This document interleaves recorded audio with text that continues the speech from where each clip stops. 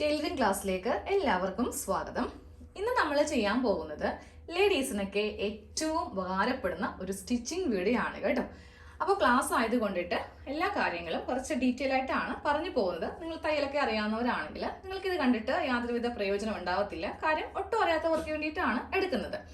അതായത് ഇപ്പം നമ്മൾ എല്ലാവരും തന്നെ ചുരിദാർ അല്ലെങ്കിൽ കുർത്തിയൊക്കെയാണ് കൂടുതലായിട്ട് ഉപയോഗിക്കാറുള്ളത്. ഇപ്പോൾ ജോലിക്ക് പോകുന്നവരാണെങ്കിലും പഠിക്കാൻ പോകുന്നവരൊക്കെ ആണെങ്കിലും ഡെയിലി ആരും സാരി ഒന്നും ഇപ്പോൾ ഉപയോഗിക്കാറില്ല. പണ്ടൊക്കെ മിക്കവരും തന്നെ സാരിയൊക്കെ ആയിരുന്നു ഉപയോഗിച്ചിരുന്നത്. സാരി അല്ലെങ്കിൽ ഹാഫ് സാരി ഇതൊക്കെ ആയിരുന്നു. ഇപ്പൊ എല്ലാവരും അതിപ്പോ കുറച്ച് പ്രായമുള്ള അമ്മമാരാണെങ്കിൽ പോലും ഇപ്പോൾ ചുരിദാറൊക്കെയാണ് എല്ലാവരും ഉപയോഗിക്കുന്നത് അല്ലെ. അപ്പോൾ നിങ്ങൾ കൂടുതലും ഈ റെഡിമെയ്ഡ് കുർത്തികളൊക്കെ ആയിരിക്കും ഉപയോഗിക്കുന്നത്. അതിൻ്റെയൊക്കെ ഒരു പ്രത്യേകത എന്ന് പറയുന്നത് അവർക്ക് ഓരോ അളവിലാണ്. ഇപ്പോൾ XL അല്ലെങ്കിൽ XXL ലാർജ് ഇതിനൊക്കെ ഓരോ അളവുണ്ട്. ആ ഒരു അളവിലായിരിക്കും നമുക്ക് ഈ നെക്കെല്ലാം വരുന്നത്. ചിലവർക്ക് കറക്റ്റ് പാകമായിരിക്കും, ചിലവർക്ക് അത് ഇറങ്ങിയത് ഇല്ലെങ്കിൽ മലന്നു പോകും. അങ്ങനെ പലവിധ പ്രശ്നങ്ങളും നമുക്ക് സംഭവിക്കാറുണ്ട്. പക്ഷേ നമ്മൾ സ്വന്തമായിട്ട് ഇതൊക്കെ ഒന്ന് ട്രൈ ചെയ്യുവാണെങ്കിൽ, അതായത് തയ്ച്ചൊക്കെ നോക്കുവാണെങ്കിൽ നമ്മുടെ അളവിൽ നമുക്ക് ചെയ്ത് എന്താണെങ്കിലും എടുക്കാം അല്ലെ. അപ്പോൾ ഞാൻ ഇന്ന് നമുക്ക് എല്ലാവർക്കും തന്നെ ഷോളൊന്നും ഇട്ട്, ചിലവർ ഷോളൊന്നും ഉപയോഗിക്കാറില്ല, അതൊക്കെ പഴയ ട്രെൻഡാന്ന് പറയും. കാരണം ഈ 2 വീലറിലൊക്കെ പോകുമ്പോൾ ടയറിന്റെ ഇടയിലൊക്കെ പോകും, അങ്ങനത്തെ കുറെ റിസ്ക് ഉണ്ട്. അപ്പൊ ഇപ്പൊ കൂടുതൽ ആരും തന്നെ ഷോളൊന്നും ഉപയോഗിക്കുന്നില്ല. അപ്പൊ നെക്കും കൂടി ഇറങ്ങി പോവുകയാണെങ്കിൽ നമ്മൾക്കതൊരു എന്താ പറയാ ഒരു കംഫർട്ടബിൾ ആയിരിക്കത്തില്ല. അപ്പൊ നമ്മൾ കഴിവതും നിങ്ങൾ തയ്ക്കുന്നവരാണെങ്കിൽ ബോട്ട് നെക്ക് ചെയ്യുവാണെങ്കിൽ നമുക്ക് കുറച്ചുകൂടി സാറ്റിസ്ഫാക്ഷൻ ആയിരിക്കും. ആ ഒരു വൃത്തികേടോ കാര്യങ്ങളോ ഒന്നും ഉണ്ടാവത്തില്ല നെക്കിന്റെ ഭാഗത്ത്. ഇറങ്ങിപ്പോയി അത് എല്ലാവർക്കും അറിയാം, ലേഡീസിനും അറിയാം അതിന്റെ ബുദ്ധിമുട്ട് എന്തായിരിക്കും എന്നുള്ളത്. അപ്പോൾ ഞാൻ ഇന്ന് നിങ്ങൾക്ക് എല്ലാവരും തന്നെ വളരെ സിമ്പിൾ ആയിട്ട് എങ്ങനെയാണ് ഒരു ബോട്ട് നെക്ക് തയ്ക്കാന്നാണ് കാണിച്ചു തരാൻ പോകുന്നത് കേട്ടോ. ബോട്ട് നെക്കിൽ നമ്മൾ പൈപ്പിനൊക്കെ കൊടുക്കുന്നുണ്ട്, അത് കൂടാതെ ഒരു ഡിസൈനും കൊടുക്കുന്നുണ്ട്. ചുമ്മാ ഒരു ബോട്ട് നെക്ക് അല്ല, സാധാരണ ബോട്ട് നെക്ക് ഒത്തിരി നമ്മൾ ടൈലറിംഗ് ക്ലാസ്സിൽ പഠിച്ചിട്ടുണ്ട്, അല്ലാതെ ഞാൻ ഇട്ടിട്ടുണ്ട്. അപ്പൊ ഞാൻ ഇന്ന് കുറച്ചുകൂടി വെറൈറ്റി ആയിട്ടൊക്കെ ഉള്ള ഒരു നെക്കാണ്. എല്ലാവർക്കും ചെയ്യാൻ പറ്റും കേട്ടോ. നിങ്ങളിത് ആദ്യമായിട്ടൊക്കെ തയ്ക്കാൻ പോകുന്നവരാണെങ്കിലും തയ്യൽ മെഷീനിൽ ജസ്റ്റ് ചവിട്ടാൻ മാത്രം അറിയാവുന്നവർക്കാണെങ്കിലും ട്രൈ ചെയ്ത് നോക്കാം. ഒരു റഫ് ആയിട്ടുള്ള തുണി എടുക്കുക, ഒന്ന് ട്രൈ ചെയ്തിട്ട് അത് സക്സസ് ആണെങ്കിൽ നിങ്ങൾക്ക് നേരെ ഒരു 2-2.5 മീറ്റർ തുണിയൊക്കെ മേടിച്ചിട്ട് ഒരു കുർത്തിയൊക്കെ ഒന്ന് തയ്ച്ചെടുക്കാവുന്ന കാര്യമേ ഉള്ളൂ. ഇത്ര വലിയ കാര്യമൊന്നും അല്ല കേട്ടോ ഇതൊക്കെ തയ്ച്ചെടുക്കുന്നത്. അപ്പോൾ ഞാനിപ്പോൾ ഈ ഒരു പാറ്റേണിലാണ് കാണിച്ചു തരാൻ പോകുന്നത്. അതായത് ഫ്രണ്ട് നെക്കാണ് കാണിക്കാൻ പോകുന്നത് കേട്ടോ. അപ്പോൾ ഇതങ്ങോട്ട് മാറ്റി വെക്കാം. നമുക്കിത് ഇതുപോലത്തെ ഒരു എല്ലാ ലേഡീസ് സ്റ്റോഴ്സിലൊക്കെ ഉണ്ടാവും, ക്യാൻവാസ് എന്നാണ് ഇതിനെ പറയുക കേട്ടോ. ഇതിൽ വെച്ച് ചെയ്യുവാണെങ്കിൽ നല്ലൊരു ഫിനിഷിംഗ് ആയിരിക്കും നെക്കിൽ ഉണ്ടാവുന്നത്.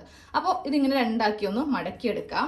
എന്നിട്ട് ഒരു സ്കെയിലും ഒരു പേനയും എടുത്തിട്ട് ഫസ്റ്റ് ഇതിൻ്റെ ഈ മുകൾ ഭാഗം ഒരു സ്ട്രെയിറ്റ് ലൈൻ ഇങ്ങനെ വരക്കാം. എന്നിട്ട് വേണം നമുക്കിതിൽ നെക്കെല്ലാം ഒന്ന് മാർക്ക് ചെയ്ത് കൊടുക്കാനായിട്ട്. നെക്കിൻ്റെ വീതിയൊക്കെ നമ്മളുടെ ഇഷ്ടത്തിന് എടുക്കാം. അപ്പം ഞാൻ ആദ്യമേ പറഞ്ഞില്ലേ, നമ്മളുടെ ഇഷ്ടത്തിനായിരിക്കണം എല്ലാം തയ്ക്കേണ്ടത്. അത് മറ്റൊരാൾ എന്ത് വിചാരിക്കും അല്ലെങ്കിൽ ഇയാൾ എന്ത് കരുതും എന്നൊന്നും വിചാരിക്കേണ്ട ആവശ്യമൊന്നുമില്ല. നമുക്ക് എത്രയാണോ വീതി വേണ്ടത് അതങ്ങോട്ട് എടുക്കാം. 3 എല്ലാവരും തന്നെ എടുക്കുന്നത് കേട്ടോ. അതാകുമ്പോൾ അത്യാവശ്യം നല്ല ഒതുങ്ങിയൊക്കെ ഇരിക്കും. കുറച്ചുകൂടി വൈഡ് ആക്കണം എന്നാണെങ്കിൽ ബോട്ട് നെക്ക് എന്ന് പറയുമ്പോൾ കുറച്ച് വൈഡ് ആയിരിക്കും. അതുകൊണ്ട് മാത്രം ഞാൻ 3.5 ഇഞ്ചിൽ വെച്ചിട്ട് മാർക്ക് ചെയ്ത് കൊടുക്കുവാണ് കേട്ടോ. പിന്നെ ലെങ്ത് എന്ന് പറയുമ്പോൾ നമ്മൾ ഒരിക്കലും ബോട്ട് നെക്കിന് 4.5, 5, 5.5, 6 ആ ഒരു ഇറക്കത്തിലേക്ക് പോകത്തില്ല. മാക്സിമം വരുവാണെങ്കിൽ 4 ഇല്ലെങ്കിൽ 3.5 അത്രയും മതി കേട്ടോ. അപ്പോൾ ഞാൻ 4 എടുക്കുന്നില്ല. നമ്മൾ എന്താണെങ്കിലും ബോട്ട് നെക്ക്, അതായത് നെക്ക് കയറിയതല്ലേ ചെയ്യാൻ പോകുന്നത്. അപ്പോൾ ഒരു 3.5 ഇഞ്ചിൽ ഇങ്ങനെ ഒന്ന് മാർക്ക് ചെയ്ത് കൊടുക്കുക. എന്നിട്ട് ഇവിടെ ഒരു സ്ട്രെയിറ്റ് ലൈൻ വരക്കുക. അതിനുശേഷം ഈ ഒരു ലൈൻ താഴത്തേക്കും കൂടെ വരക്കാം. ഇങ്ങനെ ഒന്ന് ഒരു ബോക്സ് ആക്കി എടുക്കുക. എന്നിട്ട് നമ്മൾ ചെയ്യേണ്ടത് ഈ ഒരു കോർണറിലേക്ക് ടേപ്പ് ഇങ്ങനെ വെച്ച് കൊടുക്കുക കേട്ടോ. ടേപ്പ് വെച്ചിട്ട് നമുക്കിത് ഈ ഒരു പോയിന്റിൽ 1.5 അല്ല തൊട്ടിപ്പുറം ഈ ഒരു മാർക്കിങ്ങിൽ ഞാനൊരു ഡോട്ട് ഇട്ട് കൊടുത്തു. എന്നിട്ട് ചെയ്യാൻ പോകുന്നത് നേരെ ഇവിടെ നിന്ന് ഇങ്ങനെ അങ്ങോട്ട് വന്ന് ആ പോയിന്റിലേക്ക് ഇങ്ങനെ അങ്ങോട്ട് കൊടുക്കുക. ഓക്കെ, എന്നിട്ട് വീണ്ടും ഇതിങ്ങനെ അങ്ങോട്ട് കൊടുക്കുക കേട്ടോ.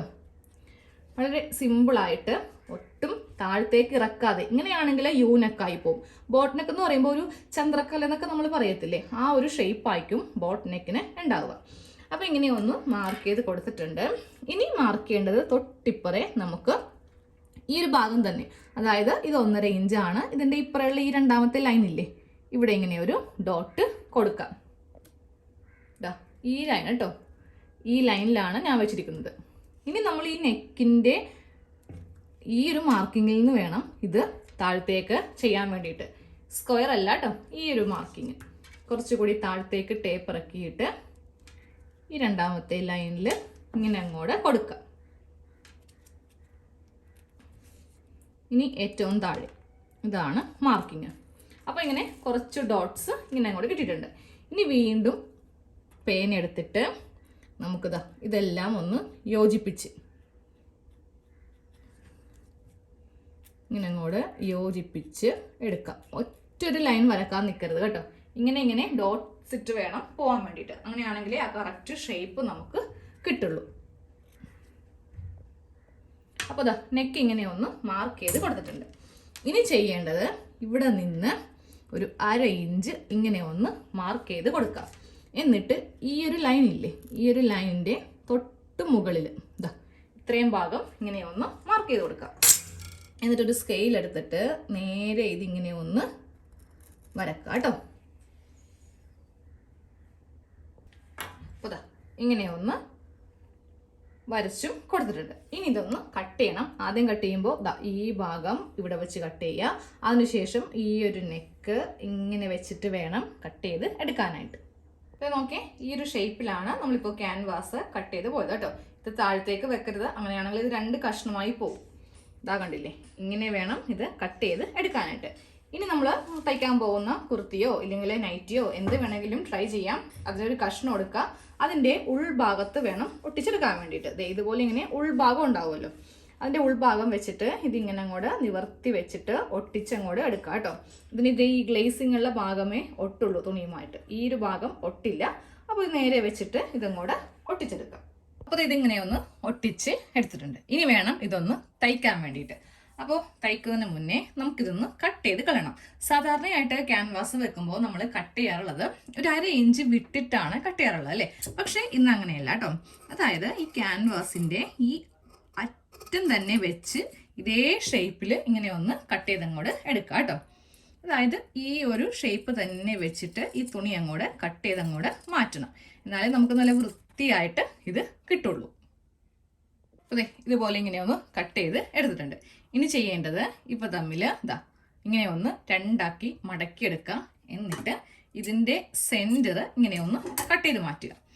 അപ്പോൾ നമുക്കിത് തയ്ക്കുമ്പോൾ ഇതാണ് ഇതിൻ്റെ സെൻറ്റർ ഭാഗം എന്ന് അറിയാൻ വേണ്ടിയിട്ടാണ്. അപ്പോൾ ഇതങ്ങോട്ട് ഇനി മാറ്റി വെച്ചേക്കാം.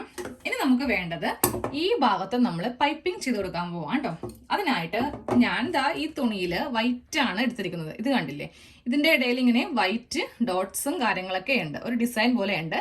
ബ്ലാക്കും ഉണ്ട്, പക്ഷേ ബ്ലാക്ക് എടുക്കുവാണെങ്കിൽ എടുപ്പ് കിട്ടില്ല. വൈറ്റ് ആണെങ്കിൽ നമുക്കിവിടെ പൈപ്പിംഗ് ചെയ്ത് കൊടുക്കുമ്പോൾ നല്ല ഭംഗിയായിരിക്കും കാണാനായിട്ട്. അപ്പോൾ എൻ്റെ കയ്യിലുള്ള ഒരു വെട്ട് കഷ്ണം, ഒരു ചെറിയ കഷ്ണമാണ്, വലിയ കഷ്ണമൊന്നുമല്ല. ക്രോസ് പീസ് ആകുമ്പോൾ നമുക്ക് കുറച്ച് ജോയിൻ്റ് ഒക്കെ വരും കേട്ടോ. അപ്പോൾ കറക്റ്റ് ഇങ്ങനെ ക്രോസ് ആക്കിയിട്ട് ഒരു 2-3 കഷ്ണം ഒന്ന് കട്ട് ചെയ്ത് എടുത്തിട്ട് നമ്മളിത് നേരെ ജോയിൻ്റ് ഒക്കെ ചെയ്തിട്ടും കൂടെ പൈപ്പിംഗ് ചെയ്യാൻ പോവുകയാണ് കേട്ടോ. 2 ക്രോസ് പീസ് ഇങ്ങനെ ഒന്ന് ജോയിൻ ചെയ്തെടുത്തിട്ടുണ്ട്. ഇനി നമുക്ക് ഇതിൻ്റെ നല്ല വശം ഇങ്ങനെ അങ്ങോട്ട് എടുക്കണം.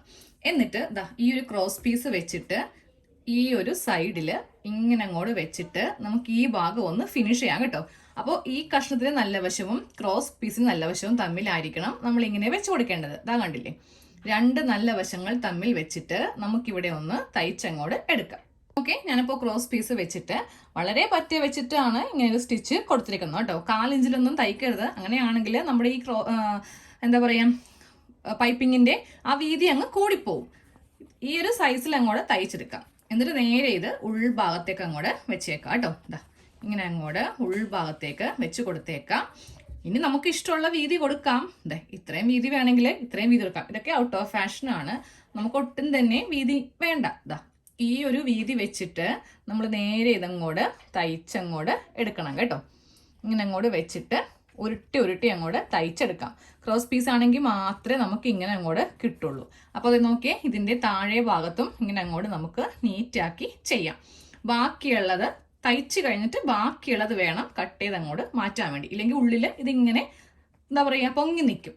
അതെ, ഇതുപോലെ ഇങ്ങനെ പൈപ്പിംഗ് ഒന്ന് ഈ ഭാഗത്ത് ഇങ്ങനെ ഒന്ന് പൈപ്പിംഗ് പോലെ ചെയ്ത് കൊടുത്തിട്ടുണ്ട്. ബാക്കി ഉണ്ടായത് ഞാൻ ഇങ്ങനെ ഒന്ന് കട്ട് ചെയ്ത് അങ്ങോട്ട് മാറ്റിയിട്ടുണ്ട് കേട്ടോ. ഇനി നമുക്ക് ഇത് നല്ല വശത്ത് വെച്ചിട്ട് തയ്ക്കാം. അപ്പോൾ ടോപ്പിൻ്റെ ഉൾഭാഗം വേണം എടുക്കാൻ വേണ്ടിയിട്ട്. ഇതാണ് ഇതിൻ്റെ ഉൾഭാഗം. അതിന് മുന്നേ നമുക്കിതിൻ്റെ സെൻറ്ററും കൂടെ ഒന്ന് കട്ട് ചെയ്ത് കൊടുക്കാം കേട്ടോ.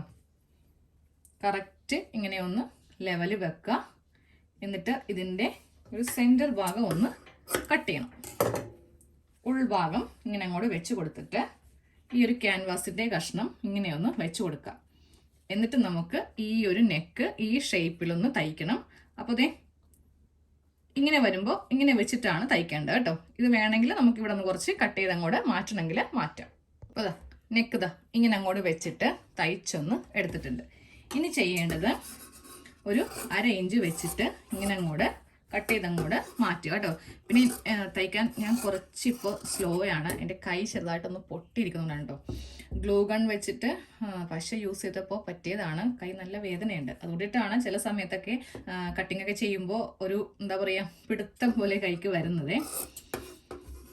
അപ്പോൾ ഇങ്ങനെ ഒന്ന് കട്ട് ചെയ്ത് അങ്ങോട്ട് മാറ്റുക. ഇതിപ്പോൾ എവിടെ മുട്ടിയാലും വേദനയാണ്. നമുക്ക് ഏതെങ്കിലും ഒരു ഭാഗത്തൊക്കെ എന്തെങ്കിലുമൊക്കെ പറ്റുമ്പോൾ, അതായത് പൊട്ടുകയോ പൊള്ളുകയോ ചെയ്തിട്ടുണ്ടെങ്കിൽ നമ്മൾ എന്ത് ചെയ്താലും ആ ഭാഗത്തിട്ട് തന്നെ കൊള്ളും അല്ലേ.